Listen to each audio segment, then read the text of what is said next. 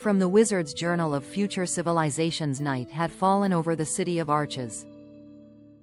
Soft lanterns glowed along garden paths, and the underground air channels carried a cool breath through every dwelling. In the central hall, people gathered quietly after the day's labor. No one rushed. No one shouted. The future civilization understood something the old world had forgotten. Evening was not merely the end of work. It was the beginning of restoration. The wizard entered the healing kitchen, where Yvette stood beside a warm copper kettle. In her hands was a bowl of pale white seeds, light as clouds, round as moons. "What treasure is this?" the wizard asked. She smiled. "These are the seeds of still waters. Seedling the ancient food of quiet strength 7, they were called Makhana, also known as foxnuts or lotus seeds. For thousands of years they had nourished families across lands once called India and China. The old world saw only a snack. The wise saw a system of nourishment hidden in plain sight. DNA food that speaks to Renewal Yvette poured the seeds into a pan and warmed them gently. "The body is always rebuilding," she said. "Some foods merely fill hunger, others assist renewal." She explained that within these seeds were natural compounds studied for their potential roles in supporting healthy cell repair, helping the body manage oxidative stress, promoting metabolic balance, supporting brain health, aiding graceful aging. The wizard listened carefully. "So even a humble seed can remind the body how to remember itself." Herb, the science and the mystery. Modern scholars spoke of pathways, signaling systems, antioxidants, and protective compounds. The ancients simply noticed. Elders stayed stronger, minds remained clearer, recovery came easier, energy endured. Different languages, same truth. The wizard wrote, "Science names the doorway. Wisdom walks through it."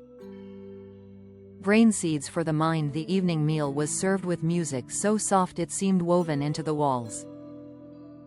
Children studied, elders told stories, inventors sketched ideas. Yvette nodded toward the bowl. "Some compounds in these seeds are being explored for how they may support the brain and healthy neural function." The wizard laughed. "Then serve them near the library. Fire the 3 preparations." The settlement used the seeds in many ways. Crescent moon. 1. Roasted for daily strength, dry roasted with a little mineral salt and warm ghee. A simple evening nourishment. Glass of milk. 2. Night tonic. Ground into powder and stirred into warm milk with turmeric and black pepper.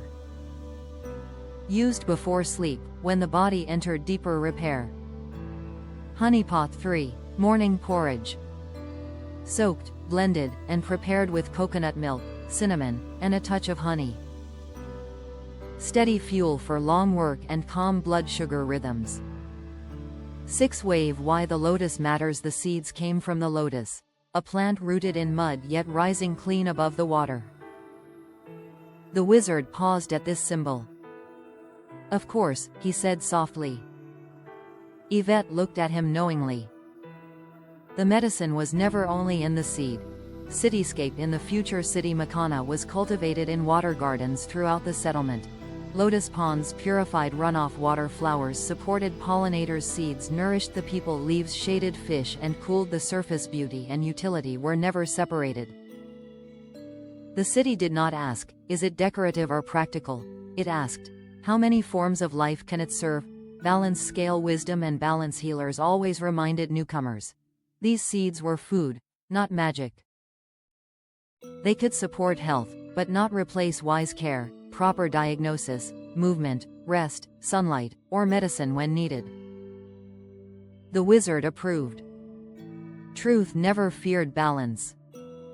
Brain lesson of the Lotus Seed. That night he wrote, "The future was not built from exotic inventions alone. It was built from remembering the power of simple things." And below it, a civilization declines when it forgets nourishment. It rises when it honors it. Sparkles closing reflection. The moon reflected across the lotus pond as families shared their final meal. Children laughed. Inventors dreamed. Healers prepared tomorrow's remedies. The wizard held one small seed in his palm. "So light," he said. Yvette answered, "Many great things begin that way." Glowing star. End of chapter. Robert Coley.